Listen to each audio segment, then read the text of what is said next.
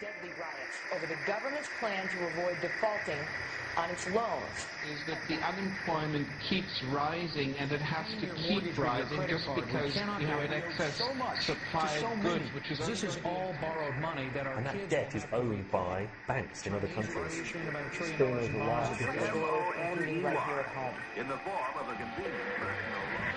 A filter cigarette that delivers the taste, and 45 malt liquor. Are you hot?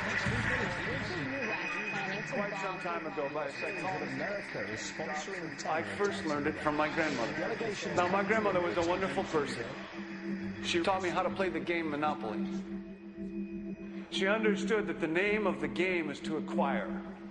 She would accumulate everything she could, and eventually she became the master of the board. And then she would always say the same thing to me. She'd look at me and she'd say, "One day, you'll learn to play the game." One summer, I played Monopoly almost every day, all day long. And that summer, I learned to play the game. I came to understand the only way to win is to make a total commitment to acquisition. I came to understand that money and possessions, that's the way that you keep score. And by the end of that summer, I was more ruthless than my grandmother. I was ready to bend the rules if I had to win that game. And I sat down with her to play that fall. I took everything she had. I watched her give her last dollar and quit in utter defeat.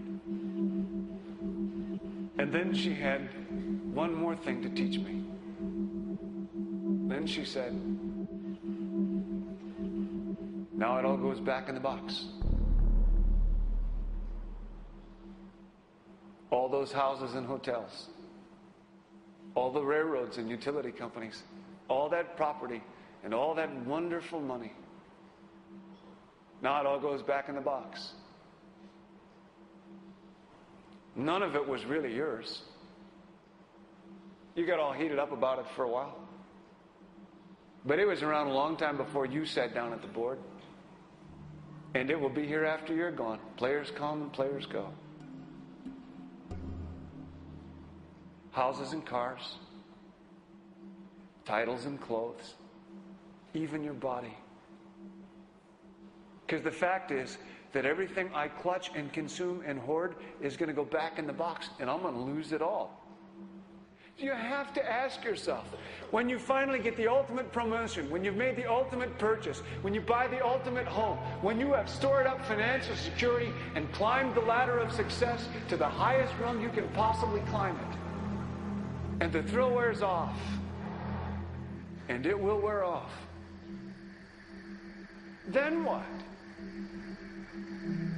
How far do you have to walk down that road before you see where it leads?